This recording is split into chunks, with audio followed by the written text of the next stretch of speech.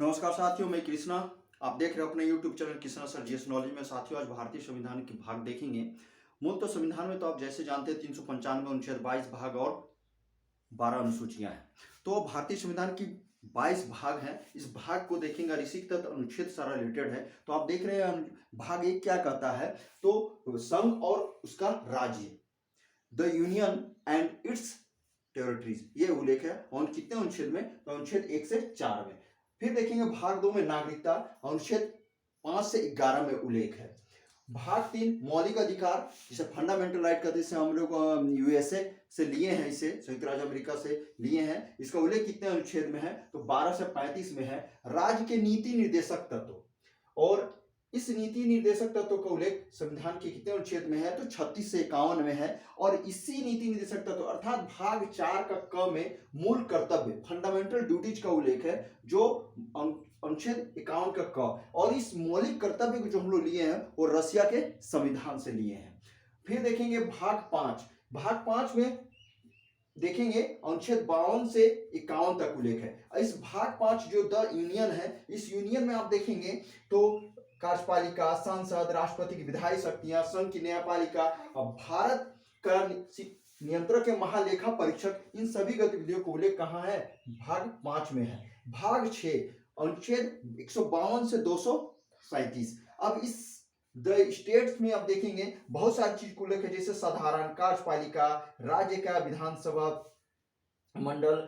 फिर देखेंगे कि राज्यपाल की विधायी शक्तियां, राज्यों के लिए उच्च न्यायालय, अधीनस्थ न्यायालय, इन सारे चीज का उल्लेख कहाँ है? तो इस राज्य में है, यानी भाग 6 में है। अब 7वां देखेंगे। 7वां जो भाग है वो 7वें संविधान संशोधन अधिनियम 1956 के द्वारा इसे निरस्त कर दिया गया है। इसमें अनुच्छेद 238 का उल्लेख है, इसे हटा दिया गया है। फिर देखेंगे भाग 8 संघ राज्य क्षेत्र, अनुच्छेद 239 से 242 तक इसका उल्लेख है। भाग 9 पंचायत है, जो अनुच्छेद 243 का क से आप देखेंगे अनुच्छेद 243 का अन्ना तक उल्लेख है। और भाग 9 का क नगर पालिका का उल्लेख है। तो ये अनुच्छेद कितने में है? तो अनुच्छेद 243 का त से 243 के य छ तक का उल्लेख किया गया है। भाग 9 का ख सहकारी समितियां, इसे एग्जाम में पूछा हुआ है। आप देखेंगे जब फंडामेंटल राइट के अंतर्गत आप पढ़ रहे होंगे तो उसमें इसका विस्तृत रूप से उल्लेख किया है और मिला भी है।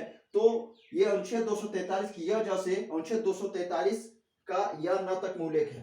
भाग 10 जो क्या कहता है? अनुसूचित और जनजाति क्षेत्र, अनुच्छेद 244 ए, इसमें सारा उल्लेख है। अनुच्छेद के अंतर्गत ये सारा चीज है और इसी को याद रखना बहुत आवश्यक है। साथियों, आप एक चीज जानिए कि इसको अगर आप याद करें तो एग्जाम में से आपको अति आवश्यक है और एग्जाम में पूछता ही है।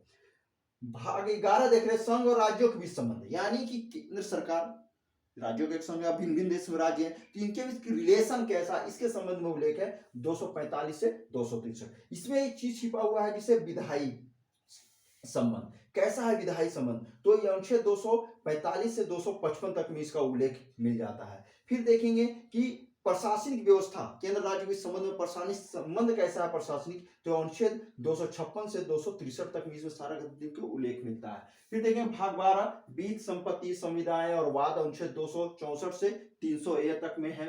भाग 13 कहता है भारत के राज्य क्षेत्र के भीतर व्यापार वाणिज्य समागम। तो भारत एक बहुत विशाल देश है, खुद भी एक बाजार है, तो अंतर्राज्यीय व्यापार, उनके समागम स्थिति, इन सारी गतिविधियों की इसमें भाग 13 में उल्लेख है। और अनुच्छेद कितना है? 301 से 307। फिर देखेंगे भाग 14 संघ व राज्यों की भी अधीन सेवाएं।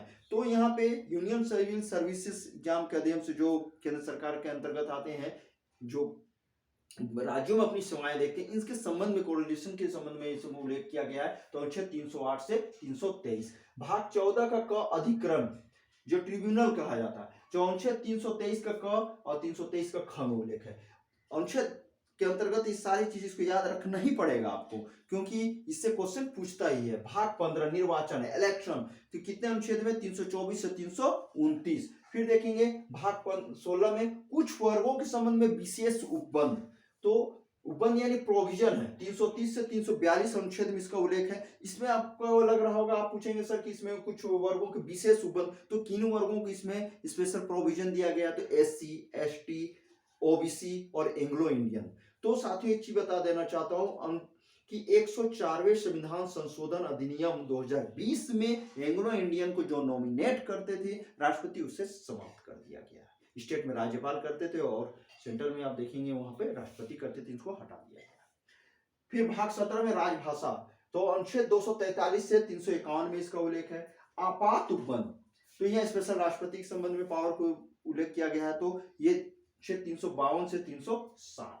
देखिए इसमें अब 352 और 356 के विषय में आप बहुत भलीभांति जानते हैं, लेकिन 360 ऐसा है वित्तीय आपात जो आज तक भारत देश में लागू नहीं हुआ है। फिर देखेंगे भाग 19 परिकीर्ण, जिसे मिसलेनियस कहते हैं, अनुच्छेद 361 से 367 है। संविधान भाग 20 संविधान का संशोधन, यह अनुच्छेद 368 में उल्लेख है। और संविधान संशोधन की प्रक्रिया जो भारतीय संविधान में लिया गया है वो दक्षिण अफ्रीका के संविधान से लिया गया है, जिसे भलीभांति आप जानते हैं।